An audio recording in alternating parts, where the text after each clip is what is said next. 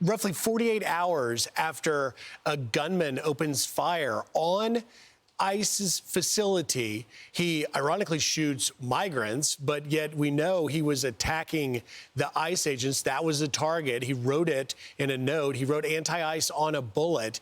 And yet you had these protesters in the streets shouting, "Arrest ICE, shoot ICE." When in that actual shooting, Rachel, in Dallas, ICE agents went in and risked their lives to try and rescue and bring those detained illegal criminal aliens to some safety, risking their lives. They have been blasted as Gestapo, but you know what I call them, are heroes. Absolutely. To go into the line you can see of gunfire. The video inside the facility, you see the migrants running from the vans going in, and then you see all of these ICE agents coming out in the opposite direction, running towards the gunfire. Running towards in order to rescue. And that's why they're heroes.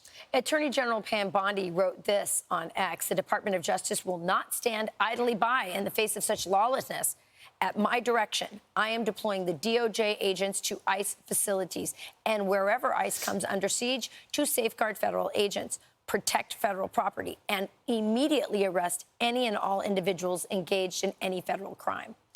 We're going to have a little bit later the acting director of ICE, Todd Lyons, on, because we're also going to get into the fact that these apps that are tracking the location, that are giving the location of ICE agents, is putting them in increasingly danger. If you've developed this app, right, and I get it that, you might have an app for like cops that are waiting, speed traps. That's one thing. But I don't know what the other purpose of one of these apps is. They're designed to track ICE and to let people know where ICE is and is going.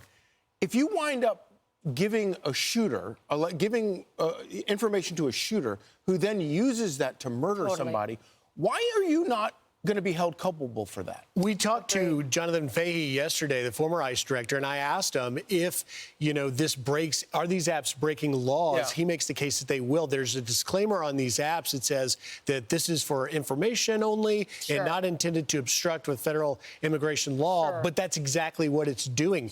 Now, connect all the dots, Charlie, very quickly. You see ICE agents and operations are being put on real time on these sites where people can find it. And one party, in this case the Democrats, continue this insane rhetoric dehumanizing ICE agents as Gestapo in slave patrols. The likelihood that a deranged individual will act upon it, that's exactly what the sort of thing we just saw in Dallas. An 800% increase in attacks on ICE. Clearly, I think you make a great point, Charlie.